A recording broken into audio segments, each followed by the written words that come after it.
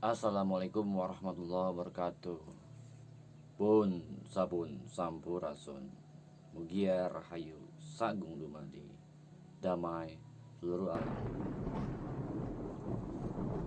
eh Kali ini aku mau lanjutin video part ketiga tentang buku Jayakarta Jaya Sepanjang Masa.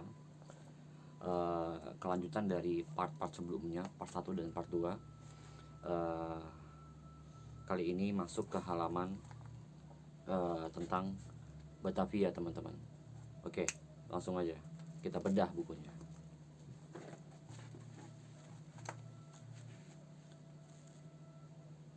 Batavia, Coney Creek, Jakarta. Batavia 1682. Batavia didirikan atas tanah yang direbut dengan senjata. Batavia dipertahankan terhadap Sultan Agung Mataram. Belanda melukiskan peristiwa-peristiwa itu dalam lambang kota. Batavia, pedang dihiasi dengan karangan bunga. Belanda menyebut Batavia sebagai ibu kota Koninkrijk Jakarta, Kerajaan Jayakarta, dengan pedang terhunus sebagai lambangnya. Ngeri juga ya guys. Oke guys, lanjut ke halaman berikutnya. Lur, ngopi dulu lur. Batavia pada awal tahun 1924 tampaklah dengan jelas bahwa Batavia berkembang meluas sepanjang sungai Ciliwung ke pedalaman, tetapi tanpa melepaskan tanah asalnya, pantai Teluk Jayakarta sedari zaman purba. Oke guys, lanjut bab ke-6. Batavia senantiasa dibanggakan sebagai The Koningin van het Oosten. The Koningin van het Oosten, Ratu Kota Kerajaan Dunia Timur. Oke, kalian bisa lihat ya, ada lambangnya di sini guys. Nanti aku tunjukin. Pada akhir abad ke-17, Batavia sudah menjadi pusat perniagaan dan pusat-pusat kekuasaan VOC di Asia. Kota Batavia sebagai bandar internasional tampak dengan jelas dari pemandangan Batavia dari laut. Lanjut halaman berikutnya.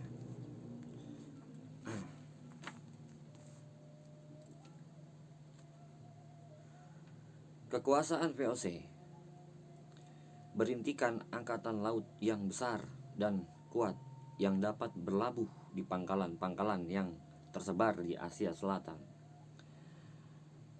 Benteng-benteng perkasa melindungi pangkalan-pangkalan itu. Batavia adalah pangkalan VOC yang terbesar dan menjadi pusat perniagaan di Asia Tenggara. Armada VOC melindungi Batavia dari laut. Benteng-benteng melindunginya di darat. Beraneka warna kapal perang, kapal dagang meramaikan pelabuhan Batavia. Kegiatan perniagaan dilindungi oleh benteng-benteng dan kubu-kubu pertahanan di darat dan oleh kapal-kapal perangnya di laut. Lanjut halaman berikutnya. Oke guys, ada foto-foto di sini yang aku akan tampilkan. Batavia adalah kota benteng.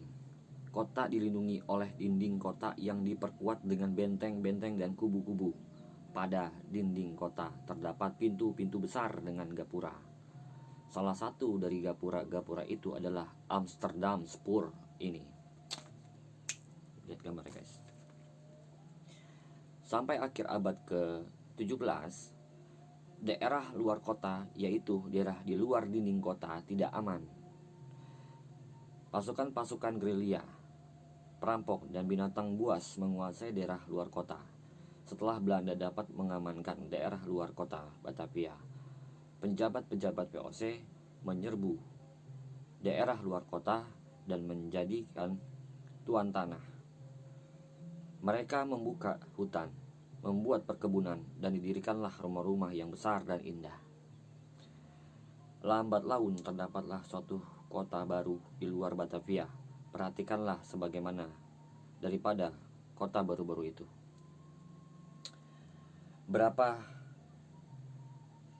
Betapa ramainya keadaan di luar dinding, tampak di daerah sekitar gereja Portugis, rumah-rumah indah mengelilingi gereja besar itu. Ya teman-teman, kalau kita misalnya jalan ke wilayah DKI Jakarta, dari mulai Jakarta Timur, Jakarta Barat, Jakarta Utara, Jakarta Selatan, sampai ke Tangerang, Bekasi, dan Bogor, ya, serta Bandung, hampir di semua Jawa Barat ini, di wilayah kekuasaan Sunda Kelapa sebelumnya, itu di zaman Batavia ini banyak sekali kita temukan di zaman Batavia ya. Di zaman Batavia ini banyak sekali bangunan-bangunan, mulai banyak bangunan-bangunan mewah ya. Tapi ornamen-ornamennya ornamen Belanda, ornamen Portugis ya. Karena pada di masa ini, oke, di sini juga ada bisa terbilang ada banyak sejarah yang sebetulnya fenomena-fenomena yang terjadi pada masa itu, namun tidak dituliskan terlalu banyak di buku ini. Hanya perjalanan singkatnya saja mengenai Batavia. Oke guys, di halaman selanjutnya ada foto ya, ada tugu ya, ada tugu, tapi uniknya ada kepala orangnya ya, ada kepala orang, tapi badannya itu tugu ya, maksudnya bangunan gitu ya, tapi di atasnya ada kepala. Nah, oke, kalian bisa lihat sendiri ya. Aku bacain ya, di sini ada artikelnya. Meskipun Batavia sejak 1682 sudah aman terhadap serangan Banten dan Mataram, namun kota ini senantiasa diancam oleh pemberontak-pemberontakan di dalam kota. Pada 14 April 1722, Pierre Everbert dihukum mati secara kejam sekali.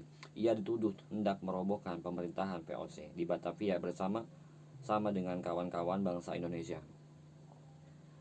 Pada batu peringatan ini terbaca bahwa tanah bekas kediaman Peter Everbert merupakan daerah terlarang untuk dijadikan tempat tinggal maupun untuk keperluan bercocok tanam. Waduh. Oke guys, masih ada pemberontakan ya di Batavia, masih ada ya. Masih ada pemberontakan dari masyarakat pribumi. Orang Belanda menyebutnya Inlander, Inlander, atau orang Indonesia gitu ya. Inlander, orang pribumi, seperti itu. Oke, lanjut ke halaman berikutnya. Sejak 1750 telah meluas ke selatan sepanjang Sungai Ciliwung. Gubernur-gubernur jenderal dan pejabat-pejabat tinggi VOC yang kaya raya membuat istana-istana besar dan mewah yang dilengkapi dengan taman yang luas dan indah. Demikian pula lah halnya dengan istana Gubernur Jenderal P.A. van der Para yang terletak di daerah Gambir. Nah guys, buat kalian yang di daerah Gambir, yang di daerah Jakarta Pusat dan sekitarnya, kalian bisa cari rumahnya, kediamannya Gubernur Jenderal P.A. van der Para yang terletak di daerah Gambir. Kapan-kapan kita jalan ke sana ya. Gubernur Jenderal P.A. van der Para memiliki istana-istana di luar dinding kota, di luar kota resmi Batavia. Di Jalan Jayakarta terdapatlah sebuah istana van der Para yang tidak kalah indahnya dari istana di Gambir. Suatu bukti betapa banyaknya kekayaan yang dapat dikumpulkan oleh pejabat-pejabat tinggi VOC dengan berniaga secara swasta untuk kepentingan diri sendiri di luar usaha niaga resmi dari VOC. Oke guys, jadi pejabat-pejabat VOC ini juga dia itu selain mendapatkan penghasilan dari pekerjaannya ya sebagai pejabat ya, sebagai agensi, sebagai perwakilan untuk Belanda yang ada di kota Batavia, mereka juga berdagang juga secara pribadi. Jadi usaha pribadi lah ya, seperti itu ya. Mereka membuka lahan-lahan, membuka perdagangan, membuka perniagaan, seperti itu. Namun di luar daripada perusahaan atau VOC company. Istana Gubernur Jenderal VOC Rainier de Klerk di tepi Ciliwung. Kalau sekarang tuh di Jalan Gajah Mada lah ya, sekitar Gajah Mada nomor 111. Rainier de Klerk adalah gubernur jenderal yang tidak bersedia bertempat tinggal di kota resmi Batavia. Jadi dia nggak mau gitu ya. Gitu, dia keberatan tinggal di kota di Batavia ya.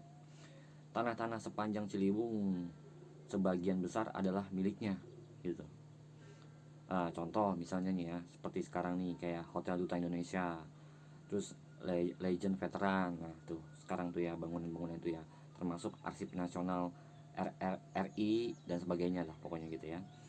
Batavia sebagai pusat kegiatan-kegiatan manusia tetap berada dalam lingkungan benteng, tempat kediaman pejabat-pejabat tinggi VOC yang kaya raya berada di luar kota Batavia yang resmi. Jadi istilahnya bahasa gini deh, Batavia tuh ibarat kantor ya, ibarat kantor. Kota ini tuh kantor bagi mereka, istilahnya tempat mereka tuh berbisnis, mereka itu berusaha gitu ya, mereka itu membangun strategi politik, mereka membangun pemerintahan, pokoknya itu menjadi istilahnya seperti kantornya mereka nih, satu kota ini ya. Tapi di dalam benteng ya, yang di luar benteng itu termasuk kegiatan pribumi kita itu di luar benteng ya, seperti itu. Meriam Portugis tua yang disebut si Jagur, peninggalan zaman penjajahan yang pernah dipandang keramat, memberikan latar belakang khas kepada masa penjajahan VOC yang sudah silam. Tahu nggak? Si Jagur guys katanya. Si Jagur. Gur, mana Gur? Aduh. Lanjut ya guys ya. Ini kita lanjut ke bab ke-7 nih guys ya. Udah makin semakin jauh kita guys ya. Ratu kota-kota kerajaan dunia timur. Wah, kebanggaan Belanda Company. Nah, menurutnya tuh Batavia tuh katanya tuh ini ratu kota bagi dunia timur ya. Gitu. Maksudnya di wilayah timur gitu ya. Jadi kebanggaan Belanda dan Company, antek-anteknya semua itu lah ya. Jadi kebanggaan lah pokoknya ya.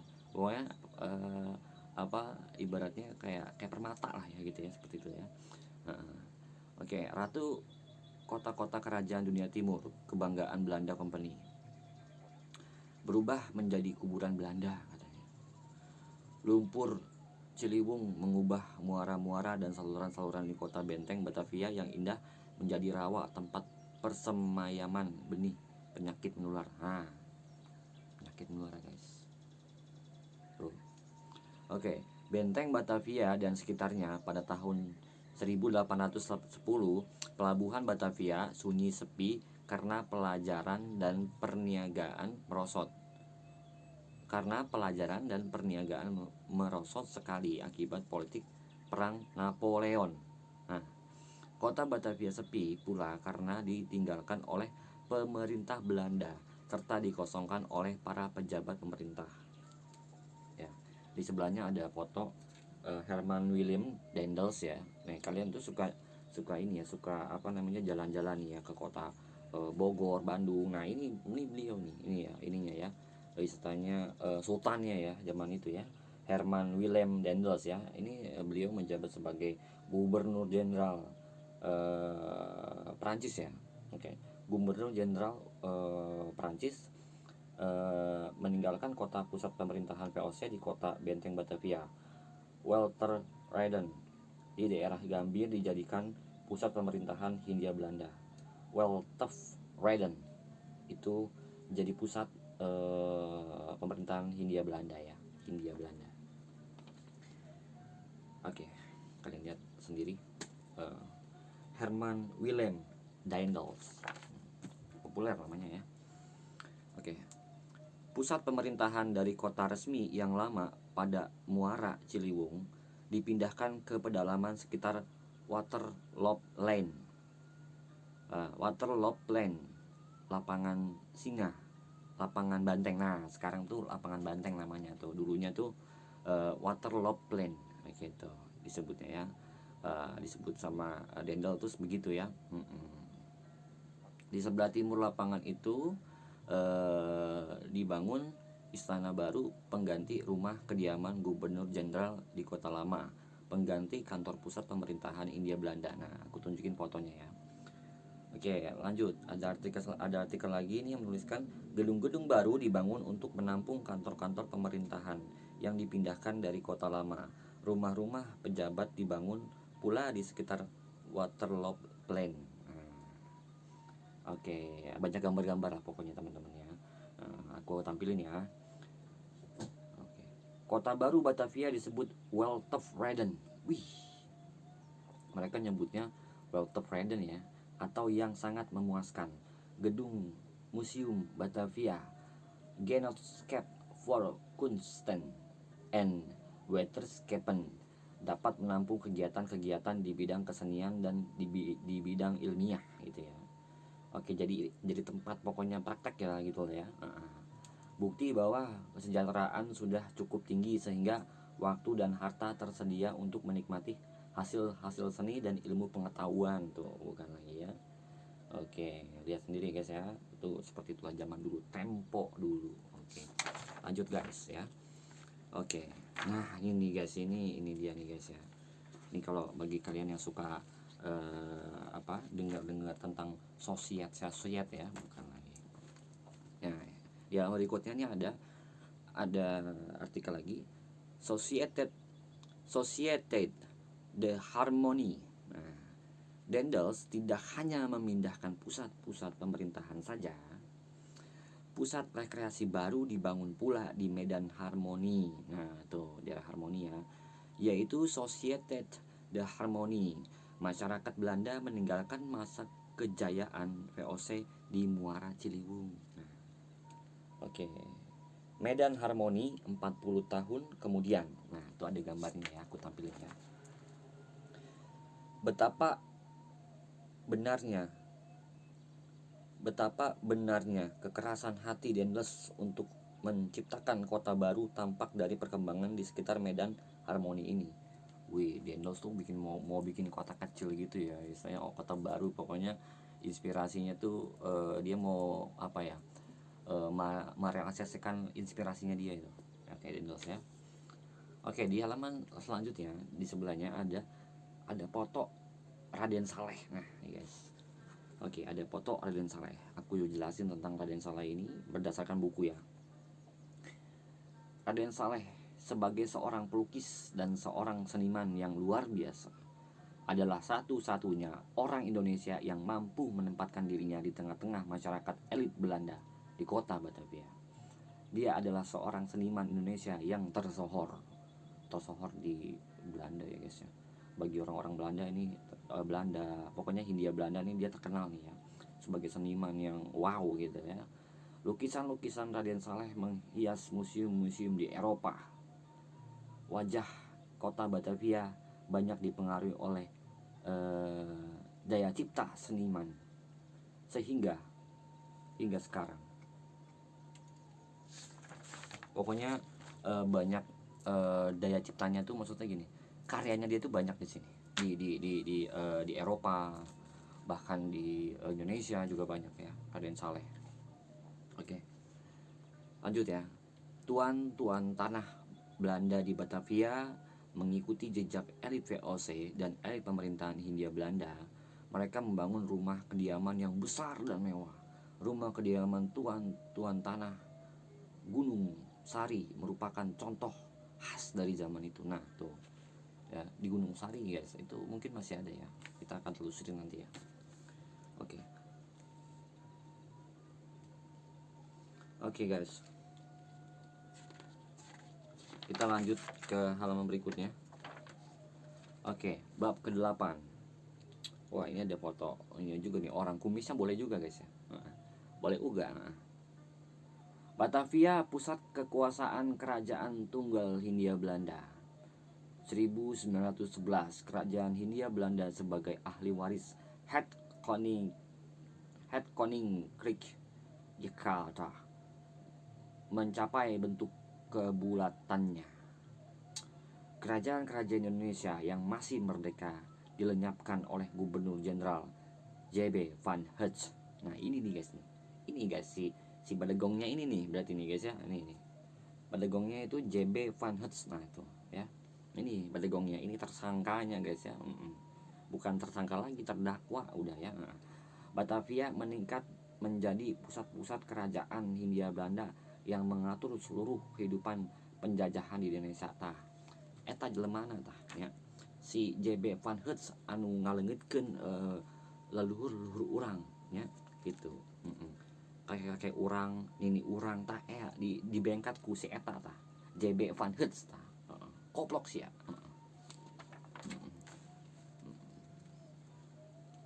Udah punten ya, maaf. Gitu. Lanjut guys. Departemen Dalam Negeri. Wah, ini ada foto lagi guys, nanti aku tampilkan aja lah ya. Seluruh Hindia Belanda diperintah dari pusat-pusat pemerintahan ini. Di sebelah utara Koningsplein terdapatlah istana Gubernur Jenderal sebagai tempat kediaman penguasa tertinggi Kerajaan Hindia Belanda. Kan lagi. H.W. Daendels memindahkan pusat pemerintahan Belanda dari kota lama ke Weltevreden di sekitar Waterloopplein, Koningsplein, Gambir atau Lapangan Merdeka sekarang ya.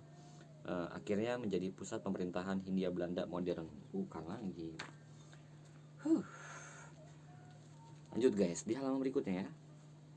Ini ada keterangan juga ya mengenai KPM ya. KPM itu apa guys?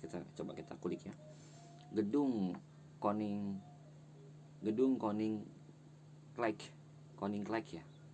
Gedung Koninklijk Paketvaart Maatschappij. Ini KPM nih guys, singkatannya ya guys ya. Adalah badan tunggal penyelenggara pelajaran di seluruh Hindia Belanda. Dengan adanya KPM, lalu lintas antar pulau terjamin, demikian pula angkutan sandang pangan, pegawai tentara dan sebagainya. Tanpa KPM, pemerintah Hindia Belanda tidak dapat menegakkan politik Rust and Order, ketentraman dan ketertiban, atau politik Pax Nerlandica. Oke, di seluruh wilayah Hindia Belanda. Pax Nerlandica. Keren juga istilahnya guys ya. Itulah, tapi lebih keren leluhur aing lah, jeung iket kepala anaknya. Oke. Radio sebagai mass media yang maha penting untuk menguasai pendapat penduduk Hindia Belanda secara langsung, dikuasai sepenuhnya oleh pemerintah Hindia Belanda. Penyelenggaraannya dipusatkan oleh NIROM, Nederland Indisch Radio Omroep Maatschappij di gedungnya sebelah barat Koningsplein. Sebelah tetanggaan ya. Dari gedung ini pemerintah Hindia Belanda menguasai angkasa seluruh kepulauan Indonesia ya. Oke, seperti itu teman-teman ya. Pokoknya aku tunjukin gambar-gambar aja, ini banyak banget gambar ya. Lanjut ya. Kekayaan minyak bumi Indonesia hampir seluruhnya dikuasai oleh perusahaan-perusahaan Belanda. BPM, Batavus Petroleum Maatschappij, BPM ya. Pusat di Batavia menentukan harga dan penyaluran bensin, minyak tanah dan sebagainya bagi seluruh Hindia Belanda. Itu badan-badannya lah pokoknya ya. Pusat pemerintahan Hindia Belanda sejak Daendels dipusatkan di kota baru Weltevreden, tetapi kota lama atau Batavia Stad ya, yaitu Batavia kota, tetap bertahan sebagai pusat perniagaan. Nah sekarang kota tua ya itu ya, sebagai pusat kegiatan manusia di bidang ekonomi, industri dan sebagai pusat kegiatan manusia di bidang ekonomi, industri dari zaman purbakala. Udah lama banget ya, Sunda Kelapa. Dari zaman purbakala, zaman Sunda Kelapa berganti ke Jayakarta ya, sampai sekarang ya, Batavia. Di tengah-tengah tampak pusat kegiatan perniagaan yang sangat menentukan peri kehidupan manusia di Hindia Belanda. Waduh, ini foto lagi guys, banyak banget pemandangan guys ya, pemandangan ya, pemandangan. Cuman dari tadi saya belum lihat noni-noni Belandanya ini, belum nggak ada ini apa. Ntar kali ya halaman berikutnya ya. Oke. Netherlands handle Maskapai, bukan lagi NHM atau factory. Oke, bilang aja pabrik, lama ya, menguasai lalu lintas pembelanjaan kegiatan ekonomi di Hindia Belanda, perusahaan-perusahaan perkebunan dan sebagainya ya. Tetap di depan gedung NHM yang megah perkasa terdapatlah pusat lalu lintas di darat, stasiun Stadspoor atau SS kereta api. Nah pokoknya ya itu stasiun lah pokoknya ya. Seperti itulah ya. Batavia State, bukan lagi SS, bukan lagi. Gerak-gerik lalu lintas kereta api dimulai dan berakhir di pusat SS ini. Kota tua ini bang guys ya, kota tua guys ya, stasiun kota nih sekarang nih. The Java's Bank di Batavia kota adalah inti daripada keuangan pemerintahan Hindia Belanda. Mata uang yang beredar di Hindia Belanda oleh The Java's Bank. Berarti Bank Belanda guys ya, Bank Jawa. Java itu kan Jawa, bank itu bank ya, jadi Java Bank, Jawa Bank ya, keren ya, keren juga ya, orang Jawa udah punya ini ya, punya bank ya di kota ya, keren lagi, mantap lah. Pasar ikan, yaitu Bandar Lama Batavia sudah lampau waktunya sebagai bandar internasional. Seluruh kegiatan pelajaran dan kegiatan niaga berpindah ke Tanjung Priuk dan ke Batavia State. Oke, Tanjung Priuk. Wah, ini gambar-gambar semua ya guys ya. Kita skip aja ya. Banyak artikelnya di sini. Nanti aku akan posting aja di situ ya, biar kalian lihat sendiri dan bisa sambil baca pelan-pelan ya. Oke guys, nanti aku lanjutkan babak keempat ya. Oke, ini terakhir ya. Aku akan bacakan di halaman di babak yang sebelum babak keempat ini ya. Sebelum part berikutnya aku akan bacakan dulu nih halaman terakhirnya. Gang Kenari, gedung Perpustakaan Indonesia, gedung yang sangat bersahaja, terletak di suatu gang kecil di Jakarta, adalah tempat penempaan kesadaran politik Jakarta. Dari gedung inilah semangat persatuan Indonesia, semangat kemerdekaan bangsa dan tekad membebaskan diri dari penjajahan menjiwai perjuangan setiap patriot Indonesia dimanapun ia berada. Lagu kebangsaan Indonesia, Sumpah Pemuda Indonesia berparlemen, bukan lagi ya. Pergerakan kemerdekaan bangsa Indonesia sepanjang sejarah bergejolak di Jakarta. Tuntutan rakyat diteruskan di Volksraad dan di dewan-dewan pemerintahan di Batavia. Partai-partai politik maupun gerakan-gerakan sosial apapun juga menggerakkan massa bangsa Indonesia di Batavia. Pada rapat-rapat tertutup tampaklah bahwa seluruh lapisan masyarakat Indonesia di Betawi ikut serta dalam pergerakan kemerdekaan bangsa. Rapat-rapat seperti tampak pada lukisan ini merupakan wadah tuntutan rakyat dan senantiasa menguasai kehidupan rakyat di Jakarta sejak tahun 1908. Oke guys, seperti itu ya artikel-artikelnya dan keterangan-keterangannya yang ditulis oleh Raden Muhammad Ali dan F. Bodmer dalam buku ini. Oke, tadi sempat menyebutkan Betawi ya guys, dan aku mau jelasin mengenai tentang Betawi. Oke, latar belakangnya aku jelasin dulu ya.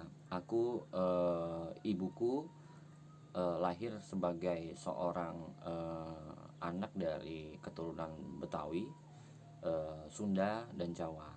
Sundanya dari Banten dan Jawanya itu dari Cirebon. Dan ayahku lahir dari keluarga Sunda ya, kakek nenek dari ayah Sunda. Dan aku sedikit mau ngebahas tentang Betawi ya.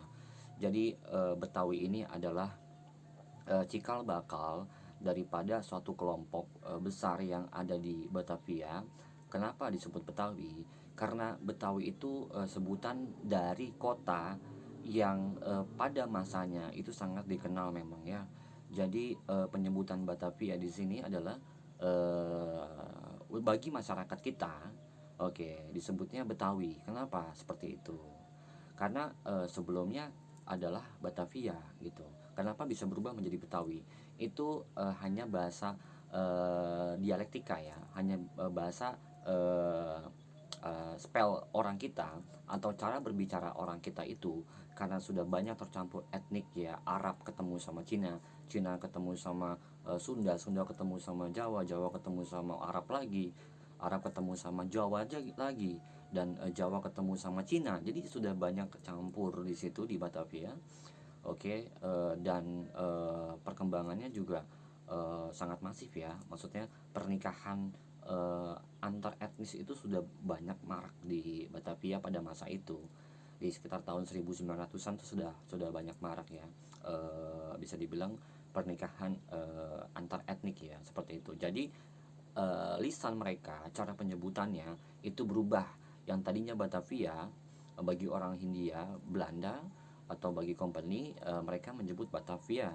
Tapi ketika dilafalkan oleh orang-orang lokal atau orang-orang seperti orang Sunda, orang Jawa, seperti itu ya, orang Sumatera, orang Kalimantan, orang Sulawesi, dari Sabang sampai Merauke itu menyebutkan kata Batavia menjadi Betawi.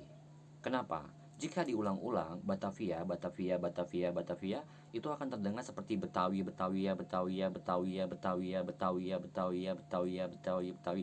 Nah, sampai akhirnya ya tersimpanlah di memori otak eyang-eyang kita ya, kakek-kakek kita, sebelum orang-orang sebelum kita itu terdengar seperti Betawi, dan akhirnya dibudayakan itu bahasa itu, Betawi itu ya.